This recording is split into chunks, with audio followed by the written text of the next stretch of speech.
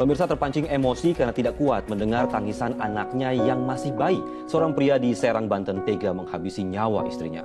Pelaku gelap mata saat istrinya tidak mau menyusui bayi mereka yang menangis.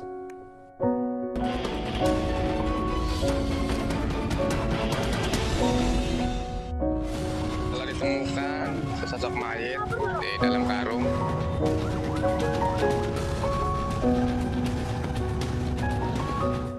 Rekaman video amatir memperlihatkan sejumlah warga berkerumun di pinggir jalan Desa Jongjing Tanara, Kabupaten Serang, Banten. Mereka geger dengan temuan jasad perempuan terbungkus karung di pinggir jalan yang dipenuhi tumpukan sampah. Jasad pertama kali ditemukan oleh seorang warga yang sedang berlari olahraga pagi. Dengar kata warga desa, anak yang mau olahraga gitu jogging jalan-jalan pagi. Pas dilihat di karung, disepak-sepak, pas dibuka ada tangannya. Langsung ya anak-anak pada panik ya. Kirain orang-orang warga gitu. Langsung ya bahwa di dalam karung itu ada mayat gitu. Itu mayat laki-laki perempuan ya? Perempuan itu, Pak. Polisi yang tiba di lokasi langsung melakukan identifikasi dan olah TKP. Jasad perempuan yang terbungkus karung putih kemudian dibawa ke rumah sakit untuk proses otopsi.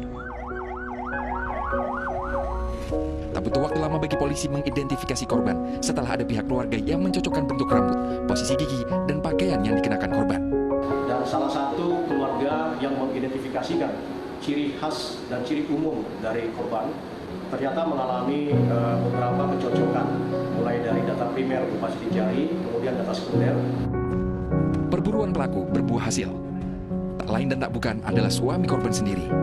Tersangka bernama Adi ditangkap di rumah kontrakan yang selama ini ditempatinya bersama istri dan anak di Kampung Jatilio, Jatiwaringin, Kabupaten Tangerang. Tersangka diketahui merupakan paman kandung korban. Junaisi sebenarnya memiliki suami dan 2 anak dari pernikahan sebelumnya. Ia kemudian memutuskan meninggalkan suami dan menjalin asmara dengan sang paman. Penangkapan terungkap setelah polisi menemukan rekaman kamera CCTV yang memperlihatkan sang suami membawa jasad istrinya dalam karung besar terikat di belakang motor.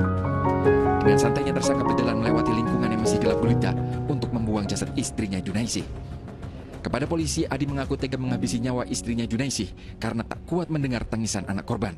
Hubungan pelaku dengan korban apa nih, Pak? Hubungan dengan pelaku dengan korban ini sebenarnya masih hubungan saudara sepersusuan antara paman dengan keponakannya sendiri. Punya suami yang sah dan belum bercerai, punya anak 2, tapi kabur kurang lebih 8 tahun.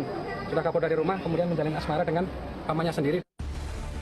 Pembunuhan bermula saat Adi dan istrinya Junaisi terlibat cekcok mulut di kamar. Adi yang tak kuat mendengar tangisan anak meminta Junaisi menyusui anaknya. Junaisi menolak dan mengeluarkan kata-kata yang memancing kemarahan Adi. Mendengar kata-kata Junaisi, Adi kemudian gelap mata.